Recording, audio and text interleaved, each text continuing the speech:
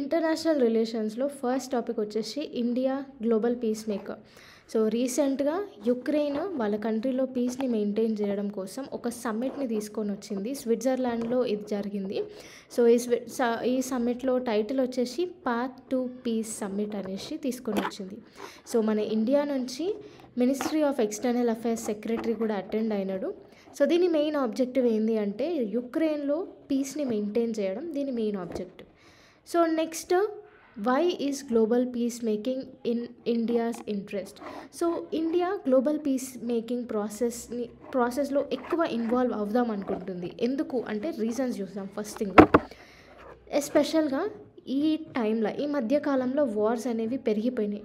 Russia Ukraine war కానీ, Israel Palestine war కానీ, Taiwan conflict కానీ, ఇవన్నీ పెరిగిపోవడం వల్ల గ్లోబల్ లెవెల్లో ట్రేడ్ డిస్రప్షన్స్ అవుతున్నాయి. ఇన్ఫ్లేషన్ అనేది పెరిగిపోతుంది. స్పెషల్గా మనకి పెట్రోలియం ప్రైజెస్, మళ్ళా ఎడిబుల్ ఆయిల్ ప్రైజెస్ అనేవి పెరిగిపోయినాయి. మనము 2022-23 టైంలో బీభత్సంగా పెరిగిపోయినాయి. So energy crisis, food insecurity, supply చైన్ల డిస్రప్షన్స్ ఇవన్నీ అవ్వడం స్టార్ట్ అయినాయి. సో గ్లోబల్ లెవెల్లో ఇంపాక్ట్ పడుతుంది. అండ్ ఇంకొకటి, ఇండియా డెవలప్డ్ ఎకనామీ లాగా 2047 వరకు అవుదామని ఒక టార్గెట్ పెట్టుకుంది. సో ఇట్లా కాన్స్టెంట్గా వార్ అవ్వడం వల్ల ఈ విజన్కి కొంచెం దూరం అయ్యే ఛాన్సెస్ ఉంటాయి. సో అందుకు ఇండియా పీస్ మేకర్ లాగా పనిచేద్దామని అనుకుంటుంది.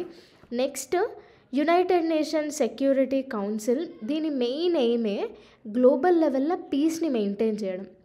దీంట్లో మెయిన్గా 5 పర్మనెంట్ మెంబర్స్ ఉన్నారు. ఆ 5 పర్మనెంట్ మెంబర్స్ వచ్చేసి చైనా, ఫ్రాన్స్, రష్యా, యూకే, ఇంకా US. So Russia Ukraine war అవుతుంది. యుఎన్ఎస్సి పీస్ని మెయింటైన్ చేయాలి. యుఎన్ఎస్సిలో 5 పర్మనెంట్ మెంబర్స్లో రష్యా ఒకటి. So Russia against Russia Ukraine war వెళ్ళలేదు కదా. సో రష్యా అసలు సపోర్ట్ చేయదు. సో అది 5 పర్మనెంట్లో ఒకటి. అండ్ ఇంకొకటి China Russia friend. So China ఇంకా రష్యా వీళ్ళిద్దరూ ఏమైనా పీస్ ఎస్టాబ్లిష్ చేద్దామన్నా కానీ చేయనియరు. సో ఈ పర్మనెంట్ మెంబర్స్ వల్ల యుఎన్ఎస్సి దాని క్రెడిబిలిటీ అనేది కోల్పోయింది. సో దీనివల్ల గ్లోబల్ కాన్ఫ్లిక్ట్స్ అవుతున్నా కానీ యుఎన్ఎస్సికి ఆ పవర్ ఉన్నా కానీ పర్మనెంట్ మెంబర్స్ వల్ల ఏం చేయలేకపోయింది. సో దీని అకౌంటబిలిటీ ఇంకా క్రెడిబిలిటీ అనేది కోల్పోయింది. సో దానివల్ల ఇండియా ఇన్వాల్వ్ అవుదాం అనుకుంటుంది. నెక్స్ట్ వచ్చేసి, ఇండియా పీస్ మేకింగ్ ప్రాసెస్లో ఇన్వాల్వ్ అయితే ఇండియా కొంచెం మంచి రోల్ కూడా, అంటే మంచి స్టేటస్ కూడా వస్తుంది. ఒక గ్లోబల్ పీస్ మేకర్ లాగా అనేసి. నెక్స్ట్, యాక్చువల్గా Pakistan nuclear programme weapon programme అవుతుంది. ఇంకా north Korean ballistic missile programme. So north Korea ఇంకా పాకిస్తాన్ ఇద్దరు కలిసి ఈ న్యూక్లియర్ ప్రోగ్రామ్స్ చేస్తున్నారు. సో దీంట్లో మనం కొరియన్ సపోర్ట్ పెంచుకోవాలి అంటే, సో యాక్చువల్గా ఇక్కడ కొరియన్ పెనిన్సులాలో టెన్షన్స్ అనేవి పెరిగిపోయినాయి. ఒకవేళ దీంట్లో ఇండియా ఇన్వాల్వ్ అయితే మనకిది ఈ స్టెప్ ఎక్స్టర్నల్ సెక్యూరిటీ లాగా కూడా పనికొస్తుంది. సో అట్లా. Next, India's contributions or potential to promoting international peace. So India international పీస్కి ఏమేమి కాంట్రిబ్యూట్ చేసింది అంటే, ప్రీవియస్గా చూసుకుంటే 2023లో మనం G20కి ప్రెసిడెంట్ లాగా ఉన్నాం. సో ఆ 2020 అప్పుడు G20 అప్పుడు ఆఫ్రికన్ యూనియన్ని కూడా G20లో యాడ్ కమ్మని మనం రిక్వెస్ట్ చేసినాం. సో ఆ రిక్వెస్ట్ బేస్ పైన ఆఫ్రికన్ యూనియన్ కూడా G20లో ఇంక్లూడ్ అయింది. అండ్ ఇంకొకటి, ఇండియా గ్లోబల్ సౌత్కి వాయిస్ లాగా పనిచేస్తుంది. సో బేసిక్గా గ్లోబల్ సౌత్ అంటే అండర్ డెవలప్డ్ నేషన్స్ అన్నీ మనం వరల్డ్ మ్యాప్లో చూసుకుంటే south side under developed nations ఉంటాయి. సౌత్ ఆఫ్రికా కానీ, ఆఫ్రికన్ కంట్రీస్ కానీ, మళ్ళీ ఇండియన్ కంట్రీస్, మళ్ళీ శ్రీలంక, సౌత్ ఈస్టర్న్ కంట్రీస్, ఇవన్నీ మేజర్గా అండర్ డెవలప్డ్ కంట్రీస్ అన్నీ సౌత్ సైడే ఉన్నాయి. అందుకే మనం గ్లోబల్ సౌత్ అంటాం. సో ఈ సౌత్ వాళ్ళకి కొంచెం డెవలప్మెంట్ దిశగా టెక్నాలజికల్ అసిస్టెన్స్ కానీ, ఇన్ఫ్రాస్ట్రక్చర్ అసిస్టెన్స్ కానీ ప్రొవైడ్ చేయాలి అనేసి వాయిస్ లాగా ఇండియా వ్యవహరించింది. వాయిస్ ఆఫ్ గ్లోబల్ సౌత్ లాగా వ్యవహరించింది. సో ఇట్లా అనమాట. Next, non alignment movement. ఇది ఒక క్రూషియల్ స్టెప్ అనేది చెప్పొచ్చు. 1953లో ఆస్ట్రియా ఛాన్సలర్ మన ప్రైమ్ మినిస్టర్కి అడుగుతాడు హెల్ప్ కోసము. సో ఎట్లాగో మనం నాన్ అలైన్మెంట్ మూవ్మెంట్ పాలసీ అనేది మనం ఫాలో అవుతున్నాం. సో నాన్ అలైన్మెంట్ మూవ్మెంట్ అంటే ఏంది, ఇటు యుఎస్ఏకి సపోర్ట్ చేయము, అటు రష్యాకి సపోర్ట్ చేయము. కాన్స్టెంట్గా మనం పీస్తోని అంటే వరల్డ్ పీస్ కోసం మేము పాటుపడతాము అనేసి నాన్ అలైన్మెంట్ మూవ్మెంట్ మనం తీసుకున్నాం. సో ఆ ఆస్ట్రియా ఇండియాకి సపోర్ట్ లాగా అడిగింది. సో అట్లా సపోర్ట్ చేయడం వల్ల యూనియన్ సోవియట్ యూనియన్ అగ్రిమెంట్లో సైన్ చేసింది ఆస్ట్రియా పీస్ మెయింటైన్ చేయడం కోసం. సో అట్లా ఆస్ట్రియా ఇప్పుడు ఫ్రీ అయింది. సో అది అన్నమాట నాన్ అలైన్మెంట్ మూవ్మెంట్కి పవర్. సో నెక్స్ట్ వచ్చేసి ఆఫ్ఘనిస్తాన్ని స్టెబిలైజ్ చేయడము, శ్రీలంక సివిల్ వార్స్లో మీడియేట్ చేయడము, మిజోరాంలో డొమెస్టిక్ ఇష్యూస్ అయితే దాన్ని సాల్వ్ చేయడము, ఇవన్నిట్లా మన ఇండియా క్రూషియల్ రోల్ అనేది ప్లే చేసింది. సో దీనివల్ల ఇండియా కాన్ఫ్లిక్ట్ సాల్వింగ్లో ఎక్స్పీరియన్స్ కూడా పొందింది. సో ఇది పీస్ మేకర్ లాగా ఇంటర్నేషనల్ లెవెల్లో డీల్ చేసే ఛాలెంజెస్ ఎక్స్పీరియన్స్ మన ఇండియాకి చాలా ఉంది. నెక్స్ట్ ఇండియా మ్యాక్సిమం చాలా కంట్రీస్తోని హెల్తీ రిలేషన్స్ అనేవి మెయింటైన్ చేసుకుంటూ వస్తుంది. అండ్ ఇంటర్నేషనల్ ఆర్డర్లో కూడా ఇంటర్నేషనల్ లెవెల్లో కూడా మన ఇండియాకి పాజిటివ్ ఇమేజ్ ఉంది. అందుకే 2020లో ఇరాన్ యుఎస్ఏతోని మీడియేట్ అయ్యి ఇరాన్తోని ఎక్కువ కొట్లాటలు వద్దు అని అడిగిందనమాట. ఇరాన్ మీడియేట్ చేయమని అడిగింది. అండ్ నెక్స్ట్ మనం ఐటీఈసీ ప్రోగ్రామ్స్ అంటే Indian technical and economic cooperation and infrastructure building. So ఆఫ్రికాలో, ఆఫ్ఘనిస్తాన్లో ఈ ఐటీఈసీ ప్రోగ్రామ్స్ పెట్టడము, ఇన్ఫ్రాస్ట్రక్చర్ని బిల్డ్ చేయడం వల్ల మంచి రిలేషన్స్, ఎకనామిక్ కోఆపరేషన్ కూడా పెరిగింది. For example Salma dam. ఈ సల్మా డ్యామ్ని ఆఫ్ఘన్ ఇండియన్ ఫ్రెండ్షిప్ డ్యామ్ అని కూడా అంటారు. ఈ సల్మా డ్యామ్ హరి రివర్ పైన కట్టినారు ఆఫ్ఘనిస్తాన్లో. సో అదనమాట. సో మంచి డెవలప్మెంట్ పార్ట్నర్షిప్ కూడా మనం మెయింటైన్ చేయాలి. Next cultural diplomacy. So Buddhism అనేది ఇండియాలో ఒరిజినేట్ అయింది. చైనా, టిబెట్, జపాన్ ఇట్లా మొత్తం ఏషియాలో, మళ్ళీ సౌత్ ఈస్ట్ ఏషియా కంట్రీస్లో ఎక్కువ బుద్ధిజం అనేది స్ప్రెడ్ అయింది. అండ్ ఇస్లాం నుంచి చూస్తే ఇండియా అనేది సెకండ్ లార్జెస్ట్ ఇస్లామిక్ పాపులేషన్ మన ఇండియాలో ఉంది. సో దీనివల్ల కల్చరల్ కోఆపరేషన్ అనేది దీన్ని పాజిటివ్గా యూజ్ చేసి మనము హార్మనీని ప్రమోట్ చేసుకోవచ్చు. అండ్ ఇంకొకటి, ఈ కాలంలో వసుదైవ కుటుంబకం అనే కాన్సెప్ట్ని మనం ఎక్కువ ప్రమోట్ చేస్తున్నాం గ్లోబల్ లెవెల్లో. అండ్ పవర్ఫుల్ కంట్రీస్తోని మనం మంచి రిలేషన్స్ మెయింటైన్ చేస్తున్నాం. రష్యాతో కానీ, యుఎస్ఏతో కానీ, ఇజ్రాయెల్, ఇరాన్, జపాన్తో మనం మంచిగా రిలేషన్స్ మెయింటైన్ చేస్తున్నాం కాబట్టి గ్లోబల్గా కూడా ఇన్ఫ్లుయెన్స్ చేసే ఛాన్సెస్ ఉన్నాయి. సో ఇదన్నమాట. నెక్స్ట్ ఇండియా పీస్ మేకింగ్ మిషన్స్లో కూడా కొన్ని కాంట్రిబ్యూషన్స్ చేసింది. అది ఎట్లా అంటే 49+ పీస్ కీపింగ్ మిషన్స్లో ఇండియా పార్టిసిపేట్ చేసింది. ప్రజెంట్ ఇప్పుడు 9 కంట్రీస్లో పీస్ మేకింగ్ మిషన్స్లో పార్టిసిపేట్ చేసింది. అందులో ఒకటి UN disengagement observer force Golan. ఈ గోలాన్ అనేది సౌత్ వెస్ట్ ఆఫ్ సైరియాలో ఉంది ఈ country. Next UN interim force in Lebanon. So ఈ లెబానన్ వచ్చేసి వెస్ట్ ఏషియా కంట్రీ అనమాట. సో ఇట్లా 9 కంట్రీస్లో పీస్ కీపింగ్ మిషన్స్లో మన ఇండియా పాల్గొంటుంది. నెక్స్ట్ ట్రూప్స్ వచ్చేసి మనము 2,53,000 కంటే ఎక్కువ ట్రూప్స్నే మనం కాంట్రిబ్యూట్ చేసినాం పీస్ మేకింగ్కి. సో అంటే ఏంది, మన country one of the largest troop contributor peace మేకింగ్లో. నెక్స్ట్ ఫస్ట్ టైం మన ఇండియానే ఫస్ట్ కంట్రీ మొత్తం 2007లో ఫస్ట్ ఉమెన్ కంటింజెంట్ని మనం లాంచ్ చేసినాం యుఎన్ మిషన్ ఇన్ లైబీరియాలో. సో లైబీరియా అనేది west African country. Okay, so ఇట్లా ఇంకా న్యూఢిల్లీలో యుఎన్ పీస్ కీపింగ్ సెంటర్ అనేది ఇండియన్ ఆర్మీ ఎస్టాబ్లిష్ చేసింది ట్రైనింగ్ పర్పసెస్కి. సో ఇట్లా అయిందనమాట. సో ఇక్కడ ఏంది, రష్యా యుక్రెయిన్ వార్లో ఇండియాస్ రోల్ ఏంది అని ఉంది. సో ఇండియా వచ్చేసి వార్ టైంలో హ్యుమానిటేరియన్ అసిస్టెన్స్ అనేది మనం ప్రొవైడ్ చేసినాం. మెడిసిన్స్, మెడికల్ ఎక్విప్మెంట్ ఇవన్నీ సప్లై చేసినాం. తర్వాత ఇంకొకటి బూచా మ్యాసకర్ ఏంటి అంటే, ఈ బూచా అనే ప్లేస్ రష్యా తీసుకొని మొత్తం మాస్ మర్డర్ చేసేసింది. యుక్రెయిన్ సివిలియన్స్, మళ్ళీ ప్రిజనర్స్ ఆఫ్ వార్ని, వీళ్ళందరినీ రష్యన్ ఆర్మ్డ్ ఫోర్సెస్ మొత్తం చంపేసింది అనమాట. సో దీన్ని మన రష్యా మనకి లాంగ్ లాస్టింగ్ ఫ్రెండ్ అయినా కానీ గ్లోబల్ లెవెల్లో మన ఇండియా కూడా దీన్ని కండెమ్ చేసింది, ఇట్లా చేయడం తప్పు అని చెప్పింది. సో ఇట్లా మంచి స్టెప్స్ అనేవి తీసుకుంది. నెక్స్ట్ మీడియేటర్ రోల్ అనేది ప్లే చేసింది. సో ఇండియా రష్యాకి చాలా స్ట్రాంగ్ ఫ్రెండ్షిప్ బాండ్ అనేది ఉంది. సో మీడియేటర్ రోల్ లాగా కూడా మన ఇండియా ప్లే చేసింది వార్ టైంలో. తర్వాత next barriers to India's leadership in global peace making efforts.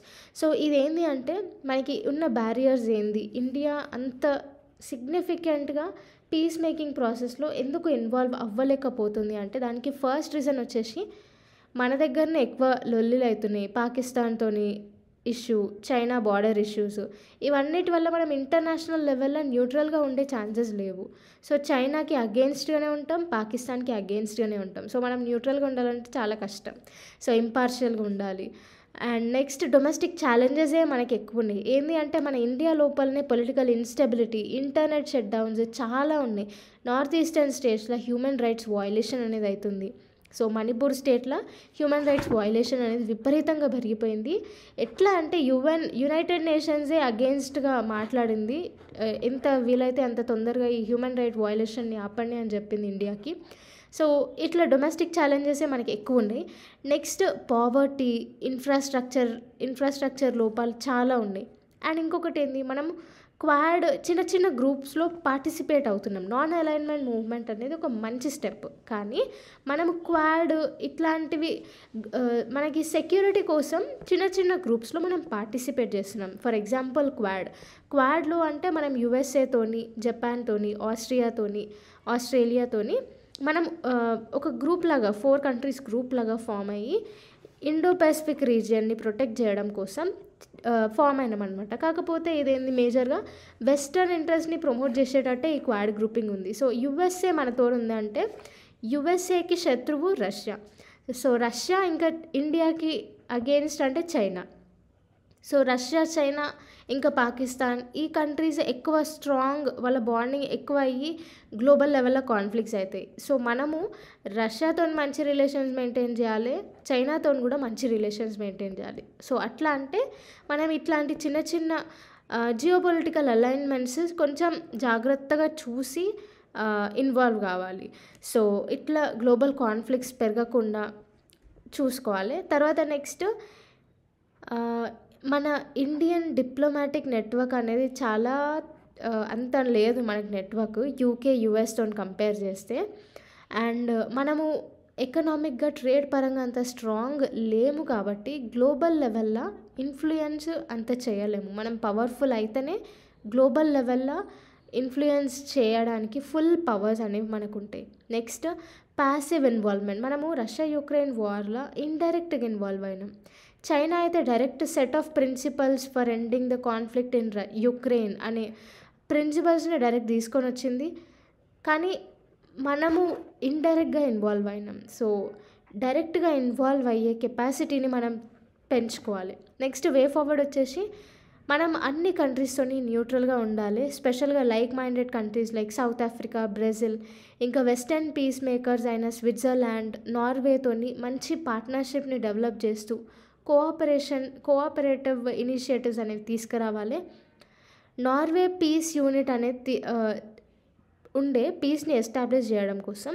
So ఈ నార్వే పీస్ యూనిట్ లాగా మనం కూడా పీస్ టీమ్స్ అనేవి మినిస్ట్రీ ఆఫ్ ఎక్స్టర్నల్ అఫైర్స్ కింద ఫామ్ చేసి గ్లోబల్ కాన్ఫ్లిక్ట్స్ ఏవైతే ఉంటాయో అవన్నిటిని స్టడీ చేసి స్ట్రాటజీస్ని తీసుకురావాలి. దానికి ఎట్లా సాల్వ్ చేయాలనే స్ట్రాటజీస్ని తీసుకురావాలి. మన ఇంటర్నల్ ఇండియాలో కూడా కాన్ఫ్లిక్ట్స్ ఏమైనా ఉంటే అవన్నిటిని కూడా కాకుండా ఒకవేళ అయితే సాల్వ్ చేసేటట్టు మన ఇండియా ఉండాలి. సో నెక్స్ట్ వచ్చేసి మనమా డిక్లరేషన్ ఏంటి అంటే పాలెస్టైన్ టెరిటరీలో పీస్ కీపర్స్ ఉండాలి అనేసి అరబ్ లీగ్ ఈ డిక్లరేషన్ని అడాప్ట్ చేసుకుంది. సో అరబ్ లీగ్ అనేది 1945 స్టార్ట్ అయింది. సో ఇజ్రాయెల్ పాలెస్టైన్ వార్ అయితేనే ఉంది కదా, అది ఎప్పటి నుంచో అవుతుంది. సో ఈ పాలెస్టైన్ అనే ఏరియాలో పీస్ కీపర్స్ని పెడితే కొంచెం పీస్ఫుల్ ఎన్విరాన్మెంట్ ఉంటుంది ఆ ప్లేస్లో, హ్యూమన్ రైట్స్ వయలేషన్ కాకుండా ఉంటుంది అనేసి ఈ డిక్లరేషన్ తీసుకొని వచ్చినారు. నెక్స్ట్ టాపిక్ వచ్చేసి రైజ్ ఆఫ్ మినీలేటరల్స్. సో చైనీస్ అగ్రెషన్స్ అనేవి పెరిగిపోతున్నాయి ఇండో పెసిఫిక్ రీజియన్లో. సో అందుకు ఈ మినీలేటరల్స్ అనేవి ఎక్కువ నంబర్లో ఇంక్రీజ్ అవుతూ వస్తున్నాయి. సో ఫస్ట్ ఈ మినీలేటరల్స్ అంటే ఏంది అంటే, ఒక స్పెసిఫిక్ ప్రాబ్లమ్ని సాల్వ్ చేయడం కోసం 3 లేదా 4 కంట్రీస్ ఇన్ఫార్మల్ గ్రూప్ లాగా ఫామ్ అవుతాయి అన్నమాట. సో ఆ ఇష్యూ సాల్వ్ అయ్యేంత వరకే ఆ గ్రూప్ అనేది ఎగ్జిస్ట్ అవుతుంది. ఓకే, సో అట్లనే చైనీస్ అగ్రెషన్స్ ఈ ఇండో పెసిఫిక్ రీజియన్లో తక్కువ చేయడం కోసము స్క్వాడ్ గ్రూప్ అనేది ఫామ్ చేసినారు. సో ఈ స్క్వాడ్ గ్రూప్ ఏంది, యుఎస్ఏ, ఆస్ట్రేలియా, జపాన్ ఇంకా ఫిలిప్పీన్స్. సో ఈ 4 కంట్రీస్ని స్క్వాడ్ గ్రూప్ లాగా ఫామ్ చేసుకొని ఈ ఇండో పెసిఫిక్ రీజియన్లో చైనీస్ అగ్రెషన్, చైనా ఆల్రెడీ శ్రీలంకలో, మళ్ళా ఇక్కడ side south east Asia side కొన్ని ఏరియాస్లో దాని మిలిటరీని దింపేసిందనమాట.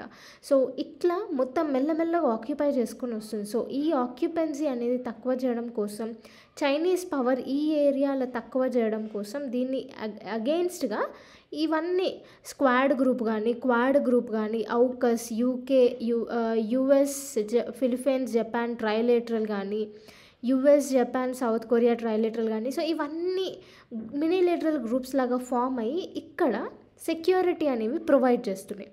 సో ఓకే, సో అసలు ఏంది, ఎందుకు మినీలేటరల్స్ అనేవి ఈ మధ్య కాలంలో రైజ్ అవుతున్నాయి అంటే, ఫస్ట్ థింగ్ మల్టీలేటరల్ ఇన్స్టిట్యూషన్స్ అనేవి ఫెయిలియర్ అవ్వడం వల్ల.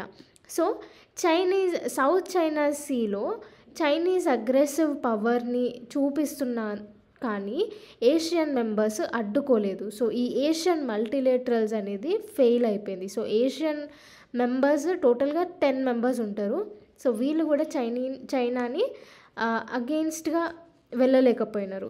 ఇది ఒక మేజర్ ప్రాబ్లము. మల్టీలేటరల్ ఇన్స్టిట్యూషన్స్ అన్నీ ఫెయిల్ అయిపోవడము. నెక్స్ట్ యుఎన్ఎస్సిలో మనకి 5 పర్మనెంట్ మెంబర్స్ ఉన్నారు, France, China, Russia, US, UK. So వీళ్ళు కూడా ఈ అడ్డుకోలేకపోతున్నారు అనమాట. సో చైనా కూడా పర్మనెంట్ మెంబర్ ఉంది కాబట్టి వరల్డ్ ట్రేడ్ ఆర్గనైజేషన్ మొత్తం డిస్ఫంక్షనల్ అయిపోయింది. డిస్ప్యూట్ సెటిల్మెంట్ సిస్టమ్ అనేది ఫెయిలియర్ అయిపోయింది వరల్డ్ ట్రేడ్ ఆర్గనైజేషన్లో. సో యూఎస్కి ఇంకా చైనాకి ట్రేడ్ వార్స్ అనేవి అయితేనే ఉంటాయి. సో దానివల్ల ఓవరాల్ వరల్డ్ ఇంపాక్ట్ అవుతుంది. సో దాన్ని కూడా ఎవ్వరు అడ్డుకునే పవర్ అనేది లేదు. సో ఈ యుఎన్ఎస్సిలో, యునైటెడ్ నేషన్ సెక్యూరిటీ కౌన్సిల్లో రిఫార్మ్స్ అనేది చాలా అవసరం. తర్వాత చైనా అనేది పవర్ఫుల్ కంట్రీ లాగా రైజ్ అవుతుంది. సో దానివల్ల మేజర్గా యుఎస్ఏకి ప్రాబ్లము, మళ్ళీ మనకి కూడా. సో ఈ క్వాడ్ గ్రూప్ కానీ, ఔకస్ కానీ ఇట్లాంటివన్నీ గ్రూప్స్ అనేవి ఫామ్ అవుతున్నాయి. సో కోవిడ్-19లో వరల్డ్ హెల్త్ ఆర్గనైజేషన్ చాలా పెద్ద ఫెయిలియర్. సో ఈ కోవిడ్-19ని వరల్డ్ హెల్త్ ఆర్గనైజేషన్ సరిగ్గా డీల్ చేయలేకపోయింది. అందుకు కొన్ని మిలియన్స్ మంది చనిపోయినారు. సో ఇట్లాంటి మల్టీలేటరల్ ఇన్స్టిట్యూషన్స్ అన్నీ ఫెయిల్ అయిపోవడం వల్ల ఈ మినీలేటరల్స్ అనేవి ఫామ్ అవుతున్నాయి. ఓకే, అండ్ ఇంకొకటి, డెవలపింగ్ కంట్రీస్ నీడ్స్ని అడ్రస్ చేయడానికి ఒక కరెక్ట్ ప్లాట్ఫామ్ అనేది కావాలి.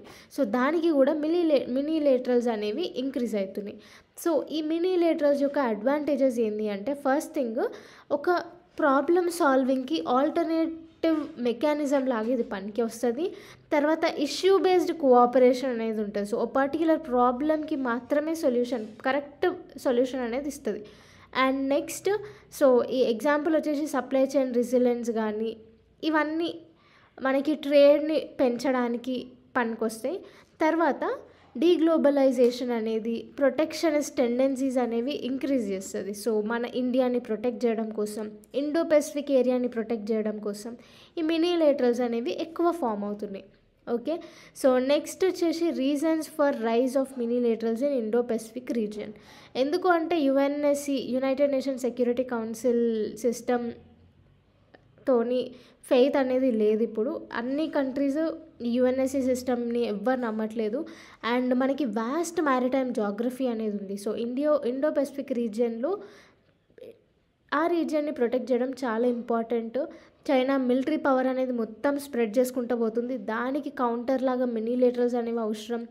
రీజియనల్ పవర్ని బ్యాలెన్స్ చేయడం కూడా చాలా అవసరం.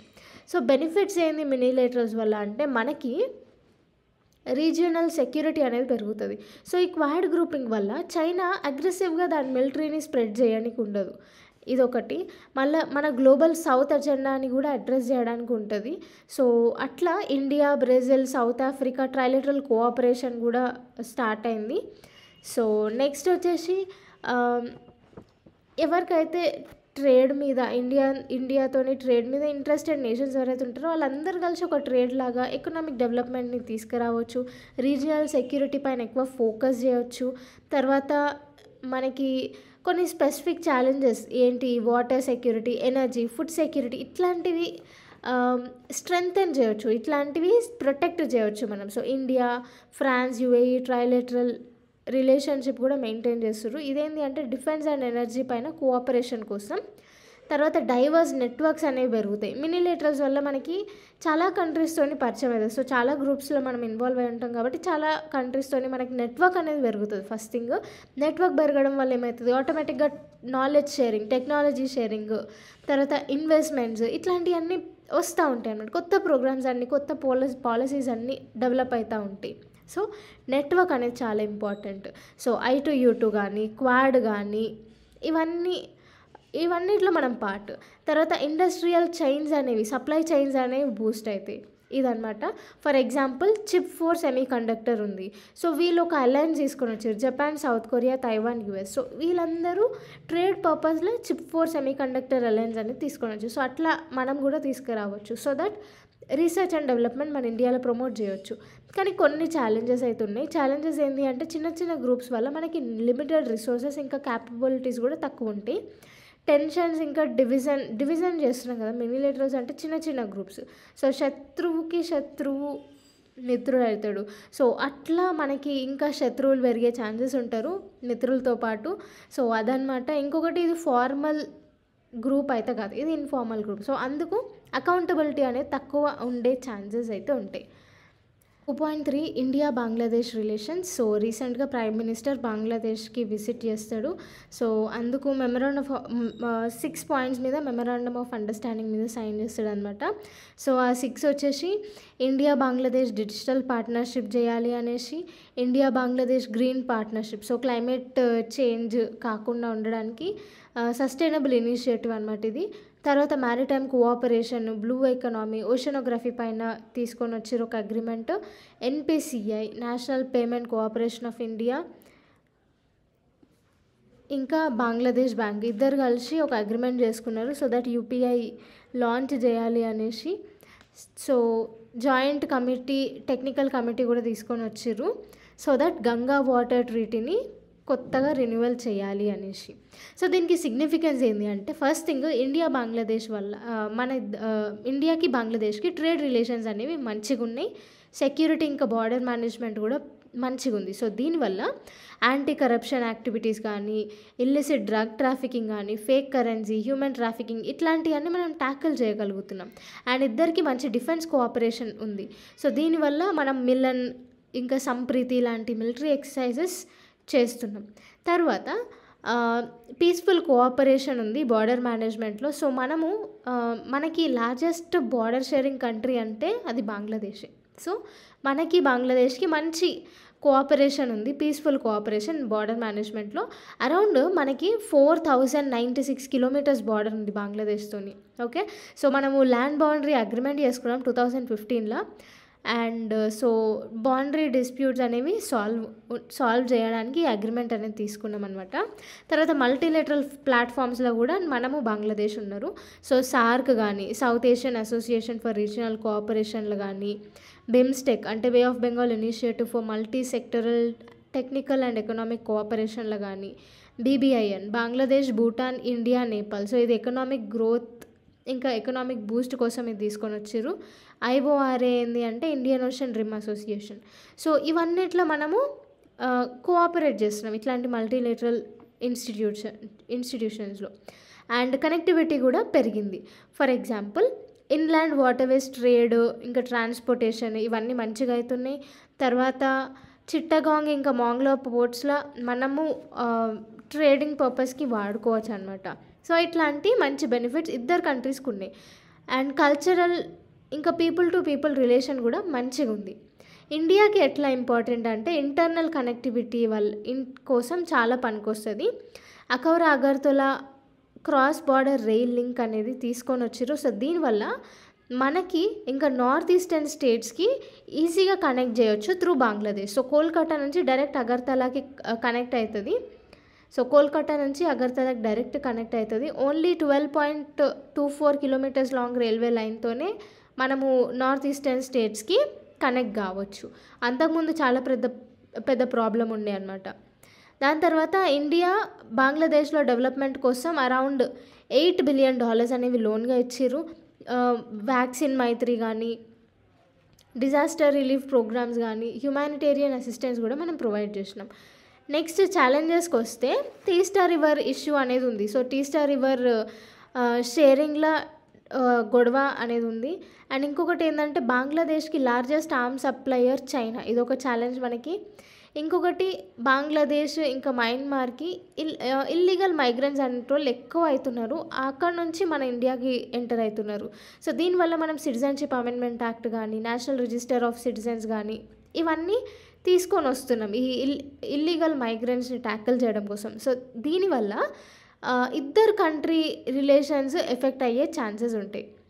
అండ్ నెక్స్ట్ బంగ్లాదేశ్లో ఇన్స్టెబిలిటీ అనేది ఎక్కువ అయిపోయింది. ఫర్ ఎగ్జాంపుల్ ఇప్పుడు కోటా సిస్టమ్ మొత్తం తీసేసినారు. 93% మొత్తం మెరిట్ స్టూడెంట్స్కే ఇవ్వాలి, మిగతా 7% కోటా ఉంటుంది అనేసి తీసుకొని వస్తే చాలామంది స్టూడెంట్స్ ప్రొటెస్ట్ చేస్తున్నారు. ఇప్పుడు ప్రజెంట్ మొత్తం పొలిటికల్ ఇన్స్టెబిలిటీ అనేది ఇప్పుడు బంగ్లాదేశ్లో ఉంది. ఇది మనకు కూడా ఎఫెక్ట్ అవుతుంది. సో మన పక్క కంట్రీయే కాబట్టి. సో రీసెంట్గా డెవలప్మెంట్స్ ఏమేమి చేసినారంటే, first thing Indo Pacific Ocean Initiative అనేది తీసుకొని వచ్చిర్రు. India Bangladesh friendship pipeline అనేది తీసుకొని వచ్చిర్రు. సో దీనివల్ల ఏంది, హై స్పీడ్ డీజిల్ అనేది ట్రాన్స్పోర్ట్ అవుతుంది బంగ్లాదేశ్కి. తర్వాత Maitri super thermal power point అనేది తీసుకొని వచ్చిర్రు. సో బంగ్లాదేశ్కి ఎలక్ట్రిక్ సప్లై ఇది ప్రొవైడ్ చేస్తుంది. తర్వాత ఇండియా లాంచ్ వెహికల్తోని బంగ్లాదేశ్ స్మాల్ శాటిలైట్ని లాంచ్ చేయబోతుంది. తర్వాత ఈ మెడికల్ వీసా ఫెసిలిటీస్ కూడా మనం ప్రొవైడ్ చేసినాం బంగ్లాదేశ్కి. సో ఇట్లాంటి ఇనిషియేటివ్స్ అన్నీ తీసుకొని వచ్చినాం. సో స్టెప్స్ ఏం తీసుకోవాలంటే, టీస్టా గొడవ ఉంది కదా, అది ఒక జాయింట్ రివర్ కమిషన్ ఫామ్ చేసి ఆ టీస్టా ఇష్యూని ఫస్ట్ సాల్వ్ చేయాలి. ఇప్పుడు ఇల్లీగల్ మైగ్రెంట్స్ మన ఇండియాకి ఎక్కువ ఎంటర్ అవుతున్నారు బంగ్లాదేశ్ నుంచి. సో అది అడ్డుకోవాలి. అది కూడా త్రూ డిజిటలైజేషన్ మనము ఇంప్రూవ్ చేస్తే ఇట్లాంటి క్రాస్ బార్డర్ ఇమిగ్రేషన్ మేనేజ్మెంట్ మనం కరెక్ట్గా చేయొచ్చు. 2.4 గ్రూప్ ఆఫ్ 7 G7. ఫస్ట్ ఈ G7 కంట్రీస్ ఎట్లా గుర్తుపెట్టుకోవాలో చెప్తా. G7 కంట్రీస్ని ఫ్రమ్ గుజరాత్ ICU అని గుర్తుపెట్టుకోవాలి. ఓకే, సో ఇగో ఇవి G7 కంట్రీస్. ఓకే, 7 కంట్రీస్ ఉంటాయి, right. So from GUJ capital లెటర్స్లో రాయాలి. So G for Germany, U for UK, J for Japan, Gujarat. From Gujarat అయిపోయింది. I అంటే ఇటలీ, C అంటే Canada, C for cat. Okay, C అంటే Canada, మళ్ళీ U అంటే US. Okay, from Gujarat ICU అని గుర్తుపెట్టుకోవాలి G7 కంట్రీస్కి. నెక్స్ట్ వచ్చేసి, సో ఇది న్యూస్లో ఎందుకు ఉంది G7 కంట్రీస్ అంటే, 58th G7 సమిట్ అనేది ఇటలీలో అయింది. సో అందుకు మన ఇండియా కూడా పోయి పార్టిసిపేట్ చేసింది. అట్లా ఈ G7 కంట్రీస్ అనేది న్యూస్లో ఉంది. సో 7 మెంబర్స్ని ఎట్లా గుర్తుపెట్టుకోవాలో చెప్పినగా, ఫ్రమ్ గుజరాత్ ICU. సో ఈ G7 కంట్రీస్ అన్నీ చాలా గొప్ప కంట్రీస్ అనమాట. ఓకే, అన్నీ చాలా గొప్ప కంట్రీస్. ఇవి మాత్రమే ఎన్ని ఉంటాయి. సో 1975లో ఎస్టాబ్లిష్ అయినాయి. మొత్తం ఇక ఎకనామిక్గా ఫైనాన్షియల్గా కోఆపరేషన్ ఇవ్వాలనేసి ఈ G7 అనేది లాంచ్ చేసినారు. సో ఏమేమి అచీవ్మెంట్స్ చేసినాయి ఇవి అంటే, ఫస్ట్ థింగ్ 2002లో మలేరియాని ఎండ్ చేయడానికి మంచి రోల్ ప్లే చేసిన ఇది గ్లోబల్ ఫండ్ కూడా ఇచ్చింది. 2009లో L'Aquila food security initiative అనేది తీసుకొని వచ్చింది. తర్వాత 2021లో బిల్డ్ బ్యాక్ బెటర్ వరల్డ్ అనేసి B3W అనేది తీసుకొని వచ్చింది. సో దీనివల్ల ఏంటి అంటే లో income middle class income countries ఉంటాయి కదా, ఆ లో ఇన్కమ్ మిడిల్ క్లాస్ కంట్రీస్లో ఎక్కువ హెల్త్ పైన, డిజిటల్ టెక్నాలజీ ఇంప్రూవ్ చేయడం పైన, జెండర్ ఈక్వాలిటీ ఉండాలి, ఈక్విటీ మెయింటైన్ చేయాలి, క్లైమేట్ చేంజ్ని తగ్గించాలి అనేసి ఇన్ఫ్రాస్ట్రక్చర్స్ని ఇది సపోర్ట్ చేసింది. ఓకే, మనకి ఆల్మోస్ట్ 5 ట్రిలియన్ గ్లోబల్ ఇన్ఫ్రాస్ట్రక్చర్ అనేది తీసుకురావాలనేసి ఇది బిల్డ్ బ్యాక్ బెటర్ వరల్డ్ అనేది లాంచ్ చేసింది. తర్వాత 2022లో partnership for global infrastructure and investment అనేది తీసుకొని వచ్చింది. సో దీనివల్ల ఏంటి అంటే ఫుడ్ సెక్యూరిటీని ఇంకా క్లైమేట్ని ప్రొటెక్ట్ చేస్తుంది ఇది. ఓకే, అండ్ ఇప్పుడు మేజర్ అవుట్కమ్స్ చూద్దాం. సో ఇది 50th సమ్మిట్ చేసినారు కదా, సో దాంట్లో ఏమేమి అనుకున్నారంటే ఈ రష్యా యుక్రెయిన్ వార్ అయింది కదా, రష్యా మొత్తం యుక్రెయిన్ పైన అటాక్ చేసింది. సో దానికి కంపెన్సేషన్ రష్యా చేయాలి, కానీ రష్యా ఇయ్యదు. సో ఏం చేసిర్రు, ఫ్రోజన్ అకౌంట్ ఉంటుంది రష్యాది. సో ట్రేడింగ్ జపాన్తో అందరితో ట్రేడ్ చేస్తుంది రష్యా. కొన్ని ఫ్రీజన్ అకౌంట్స్ ఉంటాయి కదా, ఆ అకౌంట్లో నుంచి, రష్యన్ అకౌంట్లో నుంచి $50 బిలియన్ తీసుకొని యుక్రెయిన్కి యూజ్ చేయాలి అనేసి ఒక ప్లెడ్జ్ తీసుకున్నారు. తర్వాత ఇజ్రాయెల్ హమాస్ కాన్ఫ్లిక్ట్లో రెడ్ సీ పైన ఏ వెజల్స్ పోయినా ఆ ఒక కంట్రీ మీద ఇంకో కంట్రీ అటాక్ చేసుకుంటూనే ఉన్నారు. సో అట్లా కాదు, మంచిగా ట్రేడ్ అవన్నీ కావాలి, మ్యారిటైమ్ ఆపరేషన్స్ అన్నీ కావాలి రెడ్ సీలో అనేసి ఒకటి తీసుకొని వచ్చినారు. సప్లై చైన్ ఇంక్రీజ్ చేయాలి, ఎకనామిక్ డైవర్సిఫికేషన్ చేస్తే ఇట్లాంటి సప్లై చైన్ అనేది ఇంక్రీజ్ అవుతుంది అనేసి ఒక అవుట్కమ్ తెచ్చుకున్నారు. తర్వాత ఈ global green house gases emissions అనేవి ఈ డీకేడ్ లోపు, అంటే ఈ 2024 కదా, ఇంకొక 6 years లోపల 2030 వరకు 43% వరకు తక్కువ చేయాలి, 2035 వరకు ఆల్మోస్ట్ 60% వరకు తక్కువ చేయాలి అని అనుకున్నారు. తర్వాత ఈ సస్టైనబుల్ డెవలప్మెంట్ పైన ఆఫ్రికాలో ఎక్కువ ఇన్వెస్ట్ చేయాలి, మళ్ళీ ఫుడ్ సెక్యూరిటీకి, సస్టైనబుల్ అగ్రికల్చర్ని ప్రమోట్ చేయడం కోసం అపోలియా ఫుడ్ సిస్టమ్స్ అనేది లాంచ్ చేయాలి, ఇవన్నీ అనుకున్నారు అనమాట. సో G7 కంట్రీస్లో సిగ్నిఫికెన్స్ ఏంటి అంటే, ఫస్ట్ థింగ్ ఇది గ్లోబల్ లెవెల్లో గవర్నెన్స్ చూసుకుంటుంది అనమాట. సో అంత మంచిగా గవర్న్ చేస్తున్నారా లేదా అనేసి ఇది ఇంపార్టెంట్ రోల్ ప్లే చేస్తుంది. సో AI రెగ్యులేట్ కూడా చేస్తుంది ఆర్టిఫిషియల్ ఇంటెలిజెన్స్ని. అందుకు రెగ్యులేట్ చేయడానికే global partnership on artificial intelligence అని, మళ్ళీ హిరోషిమా AI ప్రాసెస్ అని, ఈ 2 తీసుకొని వచ్చింది. అండ్ నెక్స్ట్ ట్యాక్స్ గవర్నెన్స్ కూడా చేస్తుంది. ఎట్లా అంటే ఇల్లీగల్ మనీ కానీ, టెర్రరిజంకి స్పాన్సర్ చేసే మనీ కానీ, ఇవన్నిటిని అడ్డుకుంటుంది, మనీ లాండరింగ్ని అడ్డుకుంటుంది. ఫినాన్షియల్ యాక్షన్ టాస్క్ ఫోర్స్ అనేది అందుకే ఎస్టాబ్లిష్ చేసినారు, 1989లో ఎస్టాబ్లిష్ చేసింది, G7 ఎస్టాబ్లిష్ చేసింది ఇది. సో ఇది ఒక ఇంపార్టెంట్ అవుట్కమ్ అనమాట G7ది. తర్వాత ఇండో పెసిఫిక్ రీజన్ మొత్తం చైనా మెల్లమెల్లగా అక్వైర్ చేసుకుంటూ పోతుంది కదా, సో దానికి అది ఓపెన్ అండ్ ఫ్రీ ఉండొద్దు, దానికి సెక్యూరిటీ, సావర్నిటీ అనేది ఉండాలనేసి G7 కంట్రీ ఇండైరెక్ట్గా ప్రొటెక్ట్ చేస్తుంది. మళ్ళీ ఇంటర్నేషనల్ సిస్టమ్స్లో ఇండో పెసిఫిక్ రీజన్ని సెక్యూర్ చేయడం కోసం రూల్స్ అనేది తీసుకొని వచ్చింది. ఇంటర్నేషనల్ ఇష్యూస్ పైన, క్రైసిస్ పైన డిస్కస్ చేసే మంచి ప్లాట్ఫామ్ లాగా ఇది వ్యవహరిస్తుంది. ఇంకా గ్లోబల్ సౌత్ వాయిస్ లాగా కూడా ఇది ప్లాట్ఫామ్ లాగా ఉంటుంది మనకి.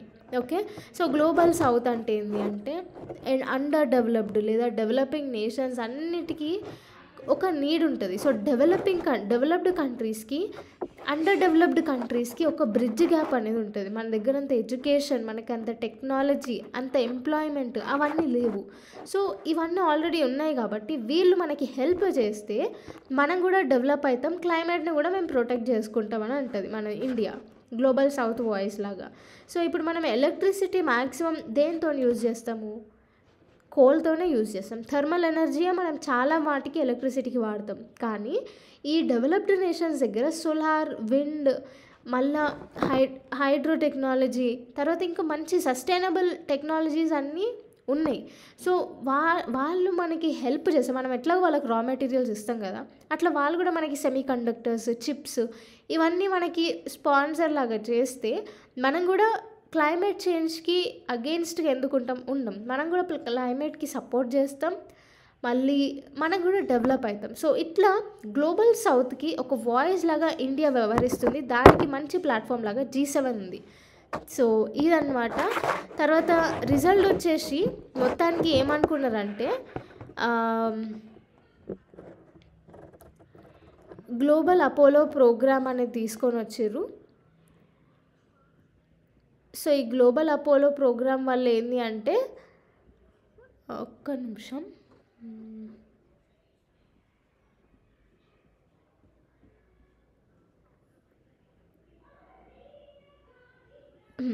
రైట్, గ్లోబల్ అపోలో ప్రోగ్రామ్ అనేది తీసుకొని వచ్చారు. సో దీనివల్ల మల్టీనేషనల్ క్లీన్ ఎనర్జీ రీసెర్చ్ అనేది 2015లో ఎస్టాబ్లిష్ చేసినారు. తర్వాత G7 club of democracies. So అన్ని కంట్రీస్ G7 అంటే మొత్తం డెమోక్రసీస్ క్లబ్ లాగానే ఉంటుంది. సో ఇది ఇంటర్నేషనల్ ఆర్డర్ని సెక్యూర్ చేయడం కోసం ఇది పనికొస్తుంది. తర్వాత కొన్ని లిమిటేషన్స్ అనేవి ఉన్నాయి G7లో. ఏంటి అంటే రిప్రజెంటేషన్ అనేది మొత్తం డెవలప్డ్ నేషన్సే ఉన్నాయి అందులో. ఫ్రమ్ గుజరాత్ ICU కదా, ఫ్రమ్ ఫ్రాన్స్, GUJ అంటే గుజరాత్, US, జపాన్, ICU అంటే ఇటలీ, కెనడా, UK. సో ఇవన్నమాట. సో ఓన్లీ డెవలప్డ్ నేషన్సే ఉన్నాయి, మనకు అసలు రిప్రజెంటేషనే లేదు. ఇది ఒక ఛాలెంజ్. ఎకనామిక్ డామినెన్స్ చాలా. ఇప్పుడు అంతకుముందు స్టార్టింగ్లో 1970sలో చాలా స్పాన్సర్ చేసింది, 60% వరకు స్పాన్సర్ చేసింది. ఇప్పుడు వచ్చేవరకు 26.4% వరకు, అంటే స్పాన్సర్షిప్ అనేది తగ్గిపోయింది. ఇక్కడ అంత కమిట్మెంట్ అనేది లేదు. గ్లోబల్ గవర్నెన్స్ సిస్టమ్ తక్కువ చేసేసింది, అంత బ్రాడ్ పార్టిసిపేషన్ అనేది లేదు. తర్వాత ఏమంటారు, G7లో కంటిన్యూటీ అనేది లేదు. నో ఆర్గనైజేషన్ ప్రాపర్గా పర్మనెంట్గా లేదు, స్టాఫ్ పర్మనెంట్గా లేరు. G7లో యూనిటీ అనేది లేదు. సో యూనిటీ అనేది లేదని ఎట్లా తెలిసిందంటే G7 క్లైమేట్ చేంజ్ డిక్లరేషన్ తీసుకొని వచ్చారు ఇన్ కెనడాలో. కానీ అక్కడ క్లైమేట్ చేంజ్ డిక్లరేషన్లో ఏమైంది అంటే US అనేది ఆ డిక్లరేషన్ నుంచి విత్డ్రా అయిపోయింది. సో అంటే G7 అందరు కలిసి ఒక ప్రోగ్రామ్ని తీసుకొని రావాలి, కానీ US విత్డ్రా అయిపోయింది దాని నుంచి. సో ఇదన్నమాట. సో సిగ్నిఫికెన్స్ ఏంది ఇండియా పార్టిసిపేట్ చేస్తే అంటే, ఫస్ట్ థింగ్ ఆల్రెడీ 11 times ఇండియాని ఇన్వైట్ చేసినారు G7 మీటింగ్కి. సో దీనివల్ల ఏంది, ఎందుకు ఇన్వైట్ చేస్తున్నారంటే మన ఇంపార్టెన్స్ అనేది పెరిగింది ఇంటర్నేషనల్ లెవెల్లో. ఎందుకంటే మనం ఇప్పుడు 4th లార్జెస్ట్ ఎకనామీ లాగా అవ్వబోతున్నాము, జపాన్ని ఓవర్టేక్ చేయబోతున్నాం. తర్వాత మనం ఒక రెస్పాన్సిబుల్ డెమోక్రాటిక్ పవర్ లాగా వ్యవహరిస్తాం.